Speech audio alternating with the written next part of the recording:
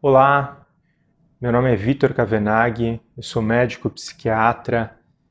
Obrigado por me prestigiar no canal. Nesse vídeo eu vou trazer um resumo para vocês da esquetamina spray nasal, que é um novo tratamento aprovado pela Anvisa para quadros de depressão, que foi aprovado em 2019 pelo FDA para uso em quadros depressivos nos Estados Unidos.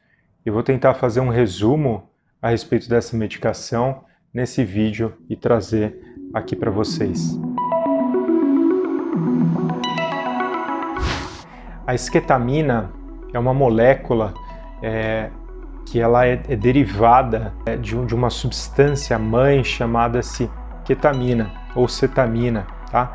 Que foi sintetizada lá na década de 1960.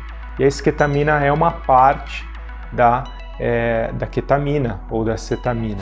A partir dos anos 2000 foi-se visto que a ketamina, e estudos foram se desenvolvendo, então, e foi-se visto que a esquetamina também, ou escetamina, tinha um efeito antidepressivo, porque o uso inicial dessa medicação era como anestésico. A partir de pesquisas que foram sendo feitas, foi-se visto que essa medicação ela tinha um efeito antidepressivo também, um efeito antidepressivo rápido e robusto. Os estudos começaram com a administração dessa substância por via intravenosa, ou seja, se pegava um acesso no braço da pessoa, fazia a infusão dessa substância durante um período ali de 40 minutos, e o que se observava era que a pessoa, em poucas horas, um grande número de pessoas tinha remissão dos seus quadros de depressão, ou mesmo uma melhora considerável. Algumas pessoas, claro, não respondiam. Outras vias foram testadas, como a via intramuscular, a via subcutânea, que também tem bastante uso aqui no nosso país. E nos últimos anos foi pesquisada bastante essa via intranasal. É uma via tópica, como acho que qualquer pessoa já deve ter usado algum spray nasal, ou com soro, ou com alguma substância à base de corticoide para tratamento de rinite. Então é basicamente dessa mesma forma que a esquetamina spray nasal ela vai ser utilizada nos quadros de depressão. Então aí tá uma diferença, uma particularidade dessa medicação, a via de administração dela, que é uma via intranasal, diferentemente de outros antidepressivos que tinham a via de administração por via oral.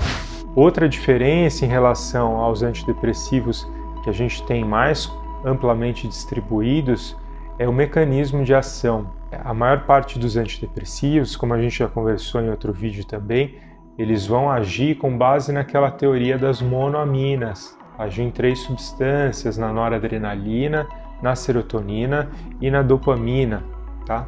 Alguns mais em umas, outros mais em outras. A esquetamina ou escetamina, ela vai ter um mecanismo de ação diferente, vai agir por uma outra via e por vias que ainda estão em pesquisa, e que a gente ainda não sabe ao certo o mecanismo de ação, mas a principal via seria por uma via glutamatérgica, que a gente chama, então, o principal mecanismo de ação proposto para a ação antidepressiva dessa medicação.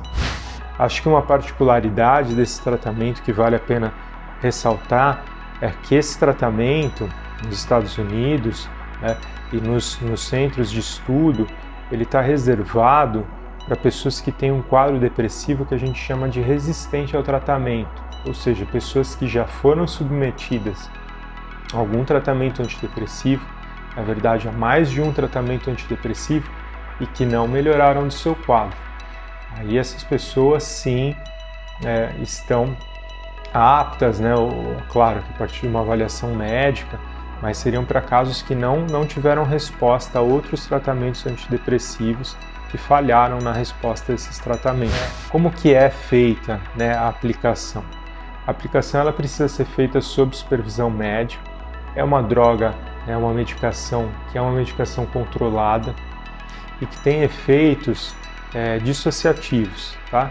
Tem efeitos que alteram a percepção da pessoa, às vezes do tempo, do espaço, das formas. A sessão ela vai ser constituída basicamente com a aplicação desses puffs, né, que a gente chama, que seriam a aplicação do spray nasal, que vai ser variado de acordo com a dose escolhida pelo médico, tá? A pessoa mesmo faz a autoaplicação sob supervisão e orientação médica e fica em repouso sob supervisão médica para observar, né, se há alterações em frequência cardíaca, em pressão arterial, como que estão acontecendo esses sintomas que a gente chama de dissociativos, né? E se for necessário, se acontecer algum tipo de emergência, o médico está ali disponível para uma eventual intervenção. Apesar de tudo isso, é uma medicação que parece ser bastante segura. Os dados de literatura que a gente tem são dados que mostram que geralmente costuma ser bem tolerada.